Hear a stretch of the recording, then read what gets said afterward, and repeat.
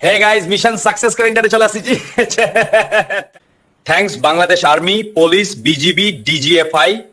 আজকের ওর সন্তানের চেহারার দিকে তাকানো যায় না। ওর সন্তান মাত্র 8 মাস জীবন্ত লাশ হয়ে বেঁচে থাকার থেকে ওসমান হাদির মতো 2 মিনিট জীবন নিয়ে বেঁচে থাকা বেশি শহীদ উসমান হাদির মৃত্যুতে সুখের ছায়া বয়ে যাচ্ছে পুরো বাংলাদেশের মধ্যে। আর সেই সুখের ছায়া না পেরোতেই এবার শুরু হয়ে গেছে আরো একটি আতঙ্ক। চারদিকে সমালোচনা ও গুঞ্জন উঠেছে উসমান হাদির পর পরবর্তী টার্গেট হলো হাসনাত আব্দুল্লাহ। সেলুট, আপনাদের জুনো ইন্ডিয়া আসতে পেরেছি। নেক্সট আপনি চাইলে ওসমান হাদি হইতে পারবেন না, আমি চাইলে ওসমান হাদি হইতে পারবো না।